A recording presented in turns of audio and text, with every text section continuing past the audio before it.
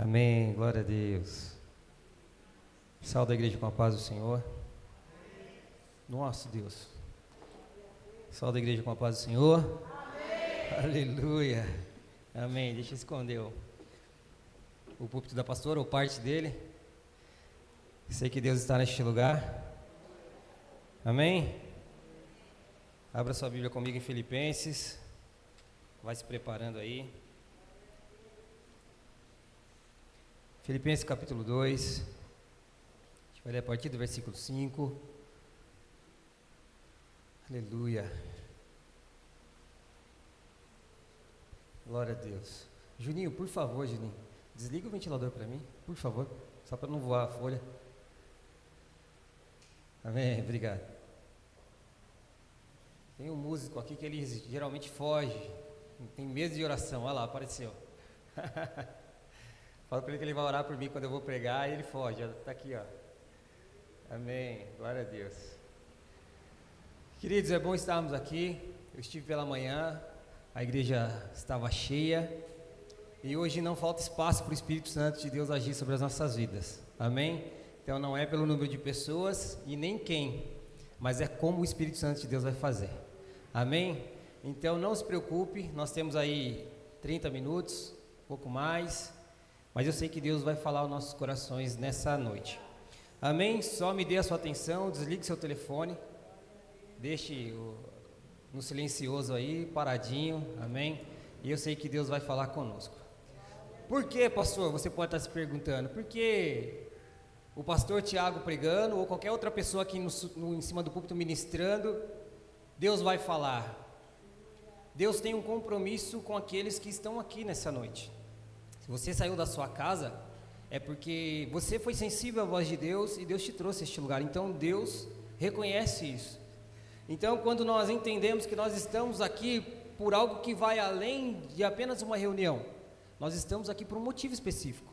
Nós estamos aqui porque nós dependemos de Cristo, pastora, e esperamos nele, e esse momento de estar ceando ao Senhor é algo muito importante, aquele que crê na obra da cruz. O mundo celebra as suas festas e há para cada tipo de nação o seu ritual, a sua forma específica de celebrar um ato importante. E hoje para nós, queridos, é a data mais importante para as nossas vidas. É nesse momento do mês, a nossa igreja, como de costume, uma vez no mês, nós paramos para falar da cruz de Cristo. Algumas igrejas fazem isso uma vez ao ano. Acho que talvez a congregação cristã faz uma vez por ano. E eu não estou aqui para dizer se é certo ou errado ou não. E talvez isso seja uma forma que eles entendem que é algo que vai gerar uma expectativa de forma positiva, Juninho. Porque você espera ao longo do ano para poder uma única vez sentar à mesa e participar do corpo e do sangue de Cristo. Na festa da Páscoa era celebrado uma vez no ano, segundo a tradição judaica, no mês de Tisri, no mês de outubro. Mas nós fazemos isso todos os meses. E aí, para que isso cause no nosso coração, talvez um espírito de consternação, se consternar por um momento daquilo que Cristo fez na cruz. E isso gera em nós, todos os meses, cada vez mais, um sentimento daquilo que Cristo fez. Mas que isso não pode cair no acaso. Fazer algo repetida, às vezes, várias vezes, pode fazer com que a nossa mente perca a essência do que é estar sentado à mesa. E por que disso, pastor, você está falando nessa noite? É porque a responsabilidade de manter a chama acesa do Espírito Santo também é nossa. Também é nossa. Olhe para a pessoa que está do seu lado e diga: você tem a responsabilidade de manter a chama acesa. Como eu faço isso, pastor? Vamos lá? Será que a gente vai ter algo novo nessa noite, de que a Bíblia se revela ao longo dos tempos através dos seus servos e que nós ainda não sabia? Será que depois de tanto tempo isso Deus tem tratado no meu coração? Porque para um Deus tão grande e maravilhoso, queridos, se estar na igreja e participar dos cultos, não sair daqui, pastora, e não me fazer melhor do que eu era ontem, o evangelho não alcançou o meu coração. O crente, ele tem que ser tocado e movido todos os dias. porque o nosso Deus não dorme. Aquilo que eu fazia ontem que causava mancha na minha veste espiritual diante de Deus, não pode acontecer hoje. Se ainda acontece, é porque eu ainda não entendi a ação de Deus sobre a minha vida. Então, sentar à mesa, queridos, para entender o que o sangue de Cristo Jesus pode produzir na minha vida, é essencial. Assim como o alimento que a gente tanto cansa de falar, como o pão que nos alimenta, como o ar que respira, algo essencial para a nossa existência. Se você sair daqui sem Jesus, querido, você está fadado ao fracasso e viver uma vida longe de Deus. E se você morrer sem Jesus, que Deus tenha misericórdia da sua alma. Mas se eu saio daqui entendendo que Deus ainda tem um propósito na minha vida, na minha família, no meu casamento, na vida dos meus filhos, eu sei que Deus está trabalhando nas minhas imperfeições e me aprimorando para que eu possa evoluir e crescer diante de Deus. Então, queridos, se compararmos a fé em Cristo, e eu não estou falando de religião, estou falando de fé em Cristo, num Deus vivo, que se move, que tem sentimentos, que tem força, que nos conhece, poderoso, grande Deus, Deus vivo, a esse Deus a quem nós servimos, é fundamental que nós deixamos que Ele trabalhe no nosso coração. Senão, não faz sentido nós estarmos aqui. Nós seremos talvez como Judas, que esteve diante da porta, do caminho, e não conseguiu passar por ele. Recebeu as melhores das instruções, e não conseguiu ser transformado. Por isso que a cruz, querido, está aqui hoje, tem que fazer um sentido especial nas nossas vidas. Não é apenas mais um culto de ceia, não é apenas mais um momento no mês que nós sentamos aqui para comer um pedacinho de pão e um pouquinho de suco de uva. É aquilo que Cristo fez na cruz do Calvário, ao meu favor, ao seu favor. Amém? Vamos lá. Filipenses 2, capítulo 5. Eu não vou demorar, queridos, mas eu queria que você abrisse seu coração nessa noite. Que você não saísse daqui da mesma maneira que você entrou, que você desejasse na sua alma, falar: Deus, fala comigo. Deus, revela a tua palavra. Não é porque alguém está falando, não, é porque nesta noite o compromisso é de Deus de abençoar as suas vidas, não é meu. Eu não posso fazer nada por você a não ser orar, mas o Deus a quem nós servimos pode transformar a sua vida, pode transformar o seu coração, pode te pegar nessa noite. Michele, como eu oro para Deus pegar o Cadu. Jesus, pega o Cadu, pega o Lucas, pega o Juninho, transforma essas vidas cada vez mais, eleva o nível, aqui é o ponto que a gente não se contente. Não, nós não vamos parar, 3 louvores é pouco. Se o Espírito Santo de Deus se revelar, nós vamos até meia-noite, e nós vamos até meia-noite, queridos, é um nível de entrega cada vez maior, e Deus tem compromisso com aqueles que estão debaixo da sua vontade. Deus se revela, amém? Aleluia. Diz assim, eu vou parar de falar senão não consigo ler. Filipenses capítulo 2, versículo 5. Tende vós o mesmo sentimento que houve também em Cristo Jesus, pois ele, subsistindo na forma de Deus, não julgou por usurpação ser igual a Deus. Antes, a si mesmo se esvaziou, assumindo a forma de servo, tornando-se semelhante de homens, e reconhecido em figura humana, e a si mesmo se humilhou, tornando obediente até a morte e morte de cruz. Paulo enfatiza isso. Não foi uma morte qualquer, não foi uma morte comum, mas foi a morte de cruz. Talvez a gente, quando nós estamos aqui falando de ceia, falando de Jesus, e o nosso coração, com o passar do tempo, a gente vai perder a noção do que é o que Cristo fez para as nossas vidas. Porque Cristo nos céus abandonou tudo que tinha, e não foi um erro de configuração divina. Quando Deus configura o homem, cria o homem no jardim do Éden, coloca o homem lá, coloca Adão para governar, e Adão desobedece a Deus. Não foi um erro de Deus, era plano de Deus, para que a humanidade fosse alcançada por misericórdia e graça. E aí Paulo começa o texto dizendo: tendo em vós o mesmo sentimento que houve também em Cristo Jesus. Paulo toma como exemplo aquilo que Cristo fez e começa a ensinar a igreja, pastora. E qual é o aconselhamento de Paulo? Que nós tenhamos o mesmo sentimento que houve em Cristo Jesus. E aí você cutuca a pessoa que está do seu lado e diz: qual o sentimento? Qual o sentimento?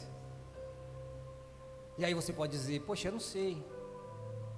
E aí eu quero te dizer algo novo: Deus te ama. Foi por amor. E Cristo dá tantos exemplos, queridos. Se a gente for falar de tantas coisas, Cristo vai se esvaziando, se esvaziando, se esvaziando, se esvaziando. Chega à terra. E a forma de Cristo amar, ela é uma forma totalmente diferente dos nossos padrões. Se hoje nós estamos aqui é porque Cristo teve paciência conosco. Porque não é fácil lidar com o ser humano. Não é fácil lidar com a pessoa que está do seu lado. E é por isso que nós nos identificamos tanto com Pedro, com João, com Tiago, porque em dado momento da história, pastor, eles querem escolher sentar ao lado de Jesus no seu reino. A mãe de Tiago e João chega até eles, e eu fico imaginando a paciência de Jesus. Jesus pregando e ensinando, e a mãe de dois deles diz: olha, deixa que meus filhos sentem ao seu lado no teu reino, um sente à direita e outro à esquerda. Ah, Jesus olha para ele: será que seus filhos são capazes de beber do cálice que eu vou beber?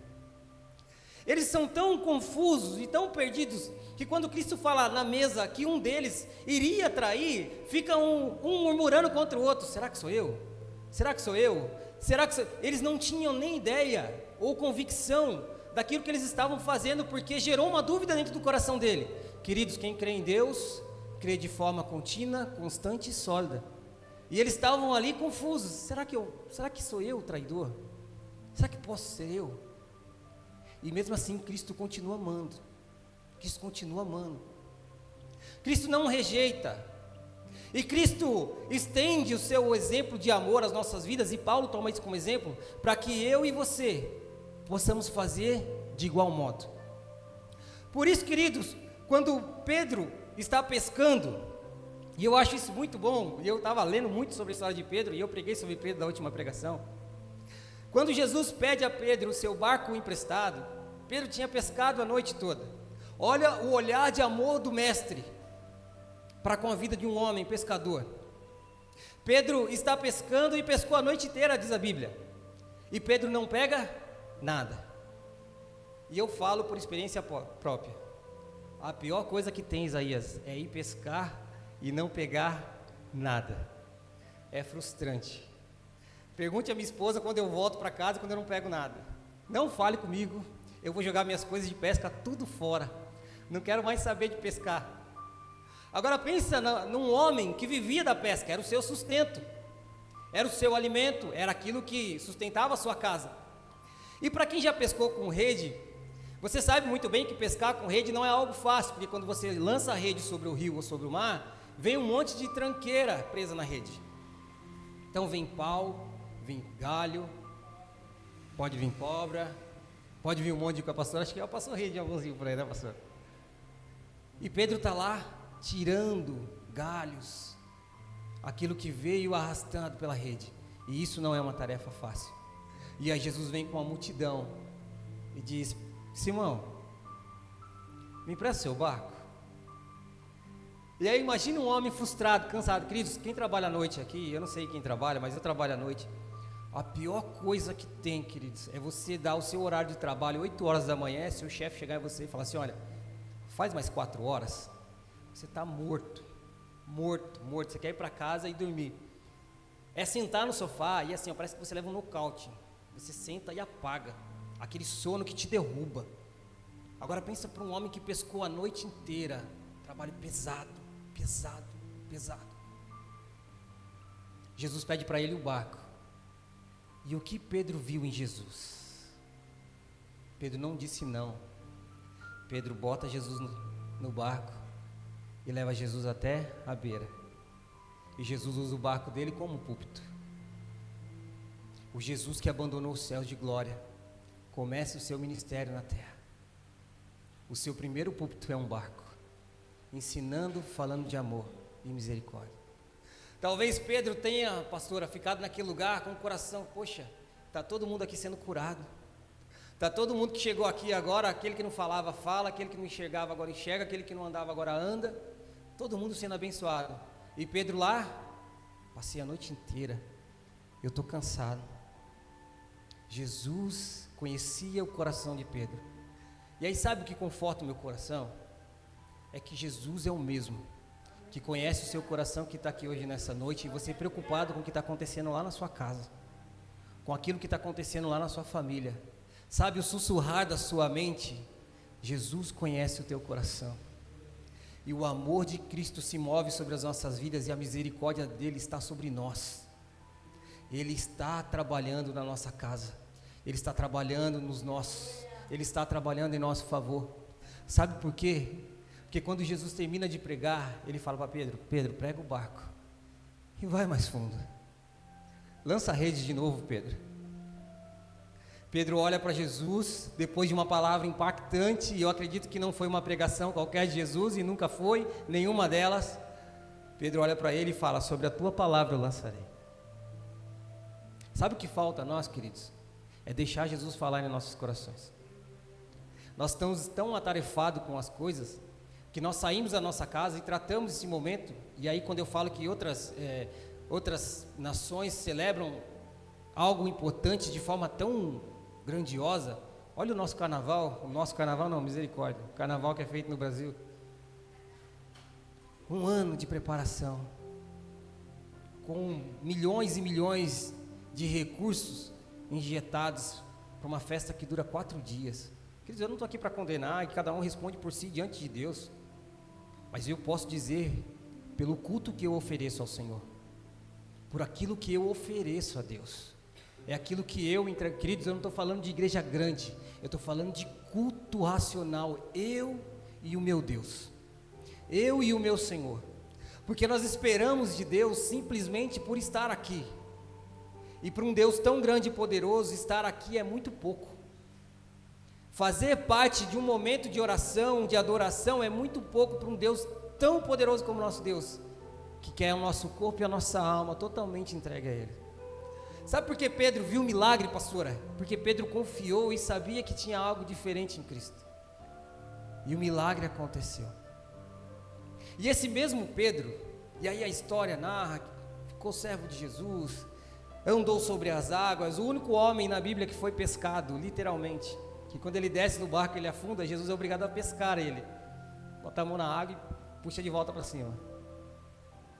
O único homem que teve as suas experiências de forma tão poderosa, que acompanhou Jesus e negou Jesus 3 vezes. E aí lembra do Jesus de amor que desceu do céu de glória para resgatar Pedro, dizer: não, Pedro, isso não vai ficar assim, eu vou falar com você quando eu voltar. Pedro nega Jesus 3 vezes, Cristo é crucificado, e dado o momento, Cristo ressurreto volta e começa a tratar com o quê? Com Pedro. Faz um braseiro, chama Pedro de volta e começa a tratar Pedro com amor, falando de amor. Pedro, tu me amas? Amo, Jesus. Me ama mesmo? Eu amo, Jesus. Me ama mesmo? Tu sabes, Senhor.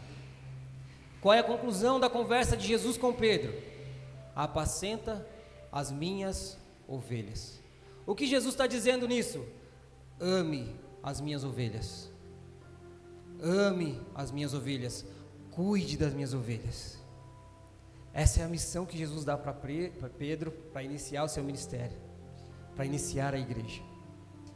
O amor de Jesus, queridos. Cristo derramando amor sobre a vida daqueles que creem nele. Amém? Glória a Deus. Abra sua Bíblia comigo em Ezequiel, capítulo 10.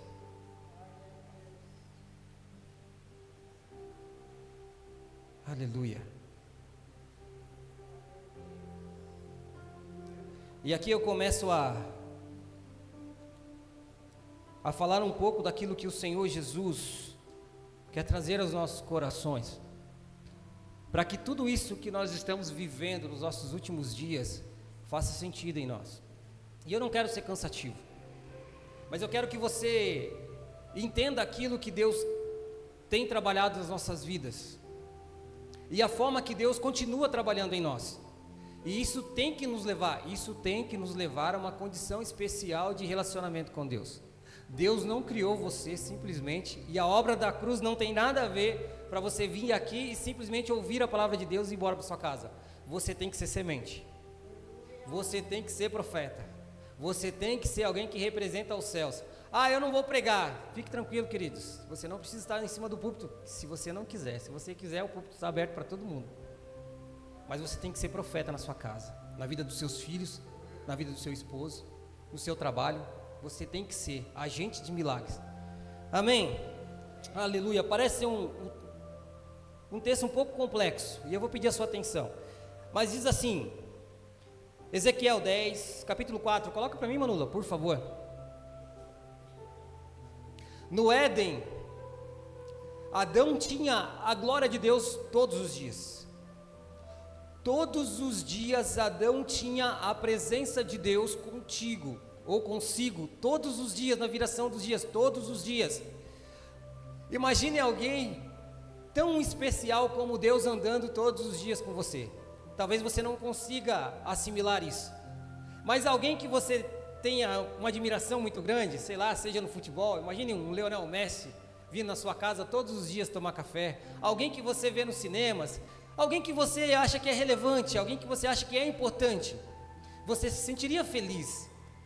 Alguém especial comigo. Agora imagine Adão com o Criador, o Deus poderoso, o Deus da glória, o Criador dos céus e da terra, todos os dias batendo na porta da casa de Adão, que era o jardim do Éden, dizendo: Adão, boa tarde, Adão, eu vim aqui tomar um café com você, vamos andar pelo jardim. Às vezes nosso coração se alegra tanto porque nós sentimos um pouquinho da presença de Deus nos cultos, um pouquinho só da manifestação, da ação de Deus sobre nós. A nossa alma chora, nossas pernas tremem, porque Deus resolve se manifestar. Toda vez que Deus na Bíblia resolve se revelar, a terra não suporta o poder de Deus e treme. Agora imagine Adão todos os dias, pastora, recebendo a glória de Deus, o Deus Todo-Poderoso, andando com ele. Esse era o plano de Deus. E aí então, a glória de Deus e a presença de Deus. Ezequiel capítulo 10, Manula, ao contrário, 10, 4. Então se levantou a glória do Senhor de sobre o querubim, e indo para a entrada da casa, encheu-se a casa de uma nuvem, e o átrio se encheu do resplendor da glória do Senhor. Queridos, isso é lindo. Aleluia, a glória do Senhor descendo. Isso é poderoso. Não nesse cenário. Não nesse cenário. Era a glória de Deus indo embora de Israel. Deus fala para o povo: se vocês não mudarem, eu vou me retirar. Quando nós entendemos que no passado Deus estabelece o tabernáculo, eu quero ser breve para não ficar cansativo, átrio, santos e santos dos santos, aonde a glória do Senhor descia. Em que lugar do tabernáculo? Só no santo dos santos.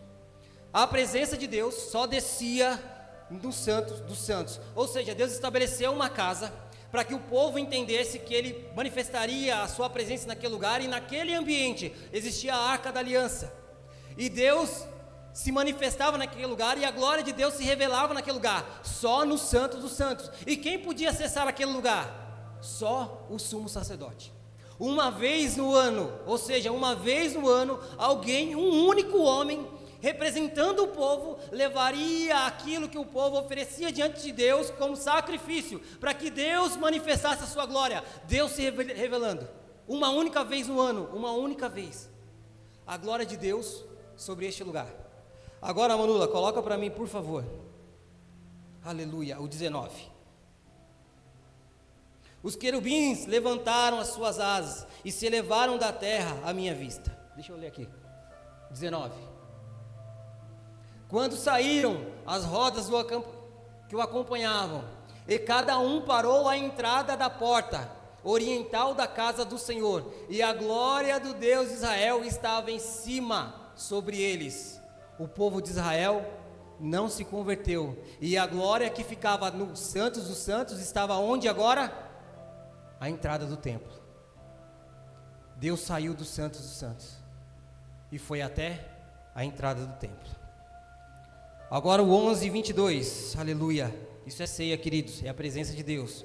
11:22, coloca aí, Manula, por favor. Então os querubins elevaram as suas asas e as rodas e os acompanhavam, e a glória do Deus de Israel estava sobre eles. Coloca o 23. E a glória do Senhor se alçou do meio da cidade. Já não estava mais no Santos dos Santos e nem na porta.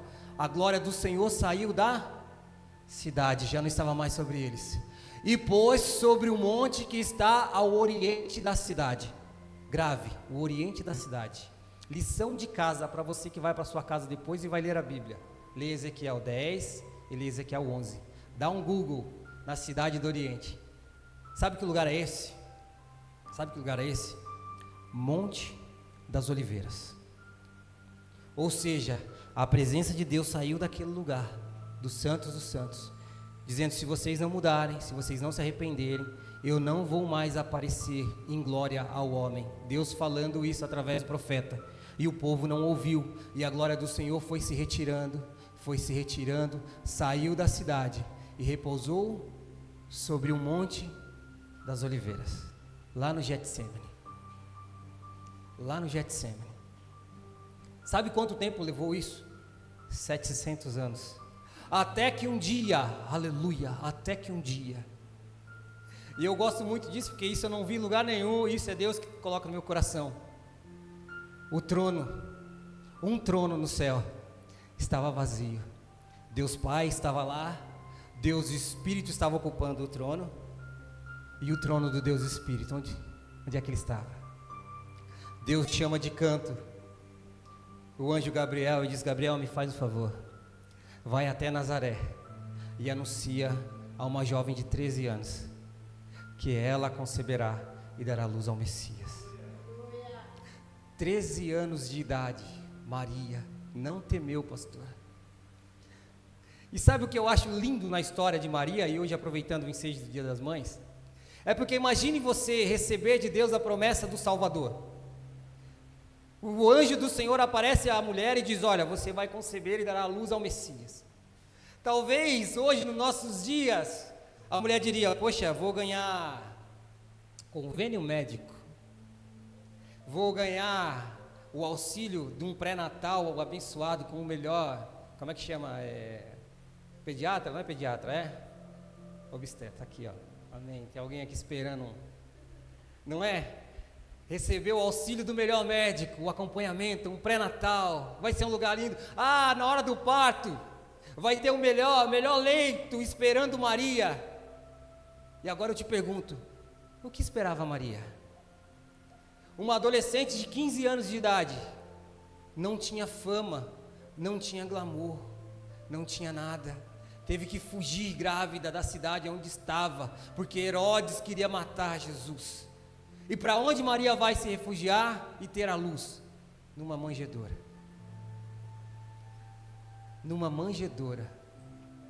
E aí João escreve, aleluia, lembra os 700 anos sem a presença de Deus? Nós vimos a glória que há 700 anos atrás, aleluia, é tirada da terra.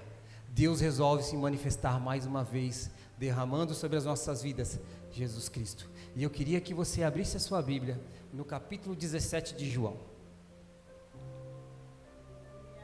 Aleluia. Glória a Deus. Deixa ela aberta aí até a gente chegar nesse ponto.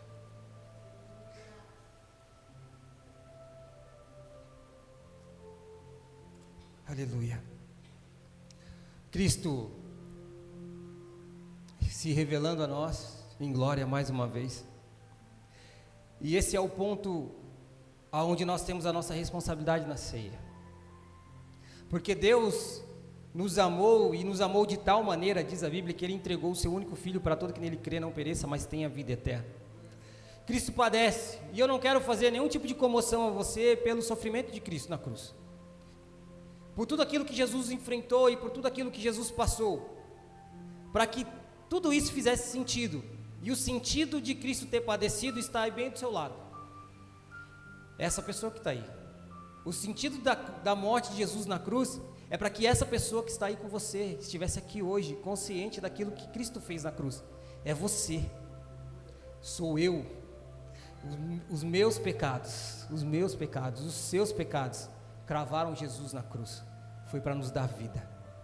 Cristo é preso e passa por tamanho sofrimento, e a cruz era uma vergonha, porque a cruz era destinada aos bandidos, aos malfeitores, às pessoas que lutavam contra o Império de Roma, e vendeu-se tanto pedaço de cruz que dava para dar a volta no mundo. Só que o pedaço de madeira em si, na vida do cristão, não pode fazer nada. Queridos, andar com a cruz estampada na camisa, ou num adereço, ou num relógio, para um cristão não faz sentido nenhum, porque ela se tornou apenas um objeto. E é isso que o mundo muitas vezes tenta colocar sobre as nossas mentes. Mas a partir do momento que eu entendo que o sacrifício de Jesus na cruz do Calvário torna essencial para a minha vida cristã e para a minha sobrevivência, porque a cruz não tem a ver com algo terreno, a cruz tem a ver com algo terreno porque me libertou do pecado, mas garantiu para mim um lugar no céu, deu a minha vida, deu a mim, deu a você a oportunidade de transformação. A cruz tem que simbolizar em nós, dentro da nossa alma, transformação e uma vida nova. Quando Lucas fala, cada um negue-se a si mesmo, quando Jesus diz, Lucas 9:23, tome a sua cruz. E quando nós tomamos a nossa cruz e morremos, como Cristo morreu na cruz? Quando você se batizou. O batismo é credencial para que você possa sentar aqui, comer do pão e beber do suco.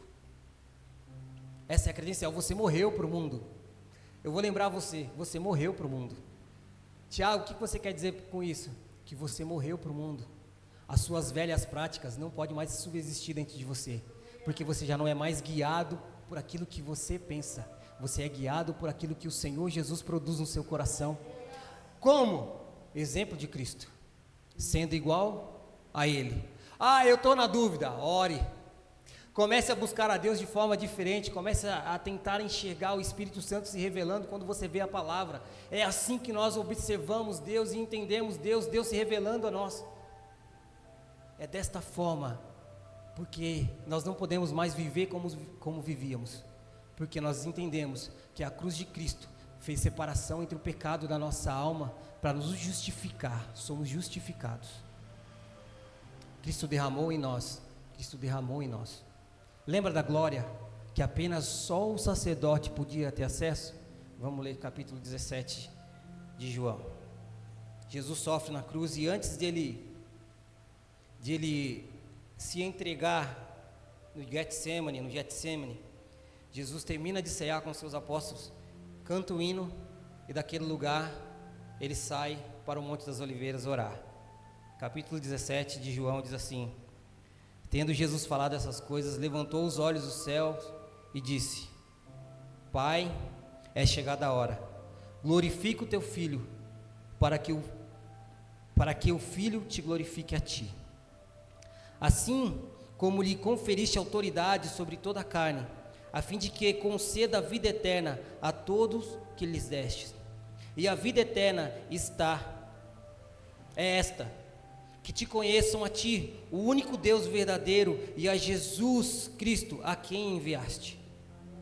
Eu te glorifiquei na terra, consumando a obra que me confiastes para fazer. Olha Jesus pedindo a Deus, orando a Deus.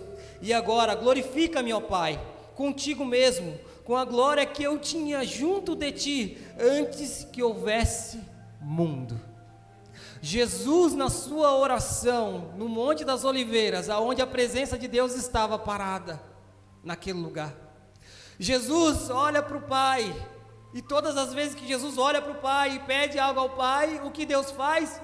Deus concede. Então Jesus pede para Deus: lembra daquela glória que eu tinha contigo, Pai, antes da fundação do mundo? Me dá ela de novo, me dá mais uma vez.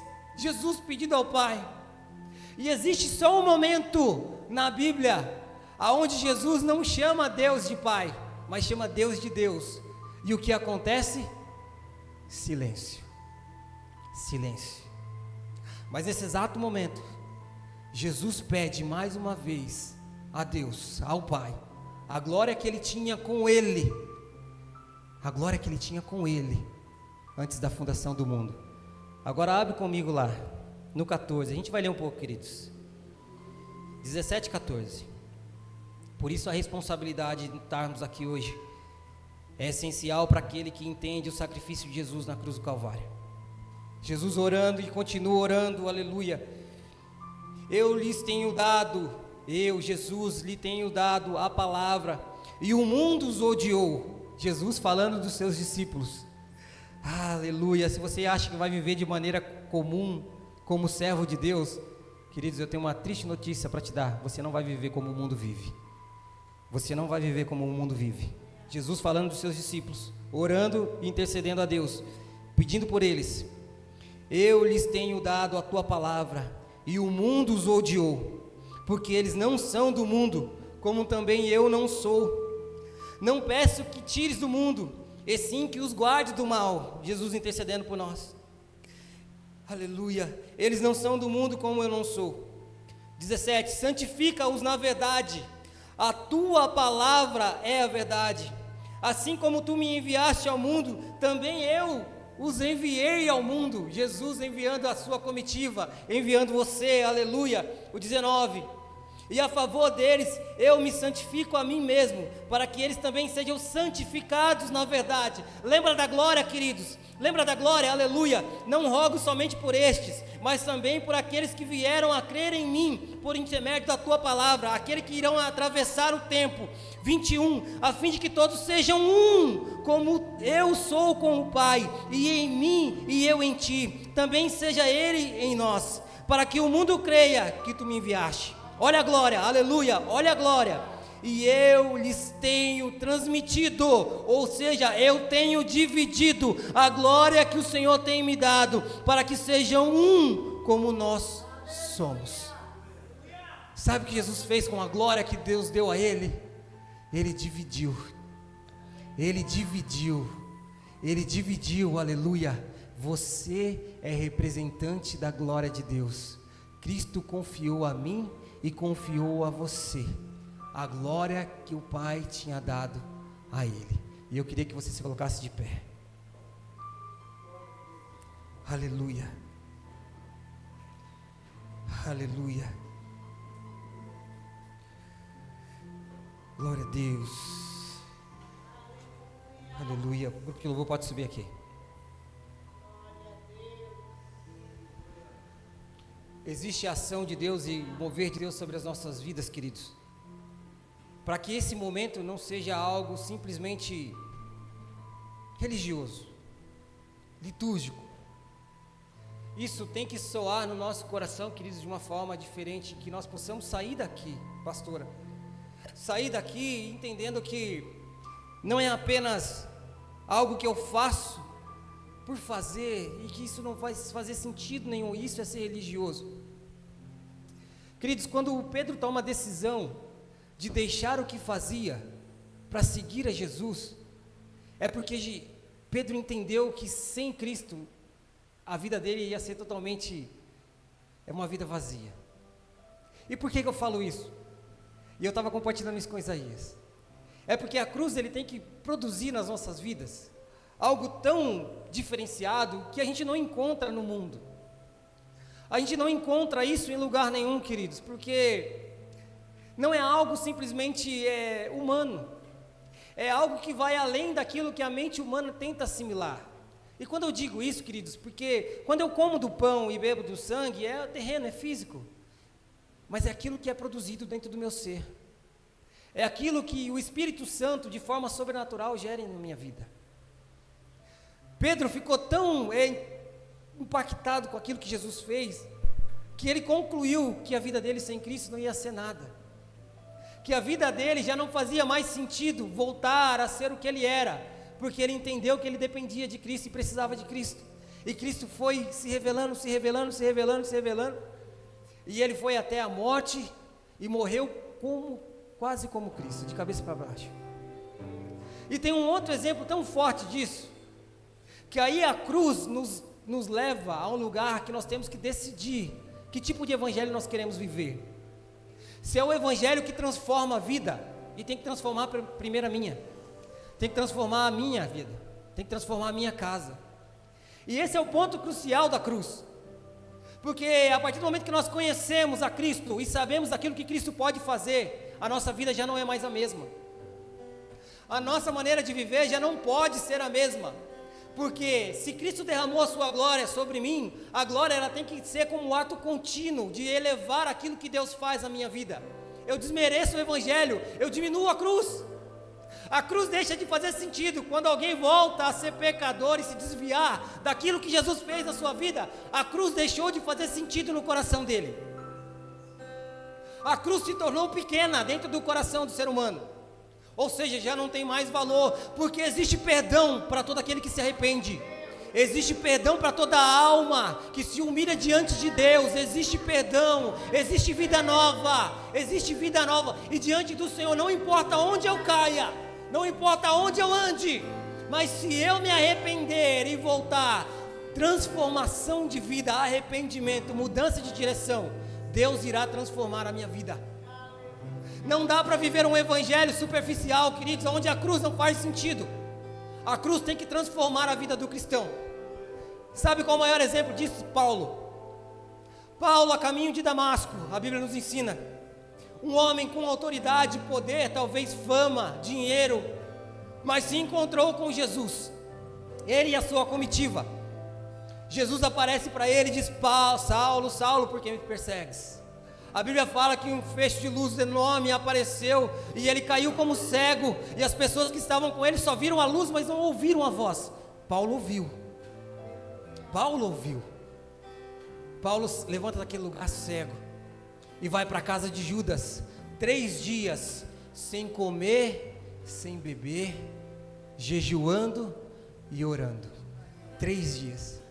E aí eu te pergunto, alguém tão relevante, tão importante para a lei daquela época, para o templo daquela época, um fariseu, um homem que guardava a lei, que representava o sinédrio.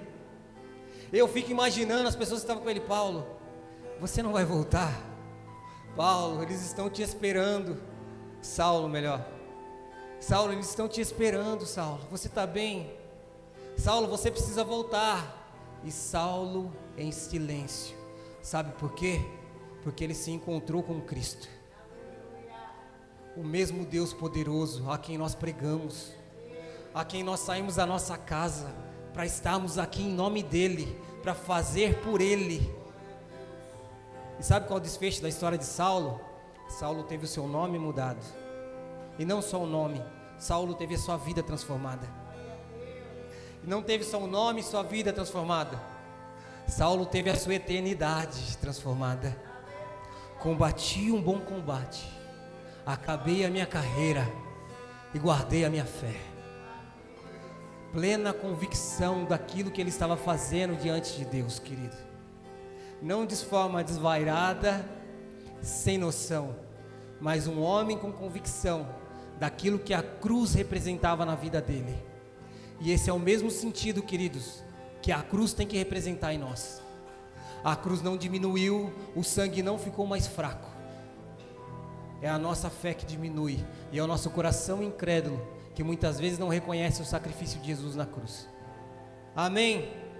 Saia deste lugar nessa noite, coma e beba, esperando o amanhã com Deus, para viver uma vida nova com Ele, porque a glória que Deus tirou do templo, Deus colocou sobre a sua vida, através da oração intercessória de Cristo, que derramou sobre toda a humanidade, aleluia. Não foi a um grupo exclusivo, não foi a um e não foi ao outro, foi a todos, e nesse todos nós estamos incluídos. Amém? Aleluia. Feche seus olhos, nós vamos adorar o Senhor. Aleluia, aleluia. Ah, Jesus, Tu és maravilhoso.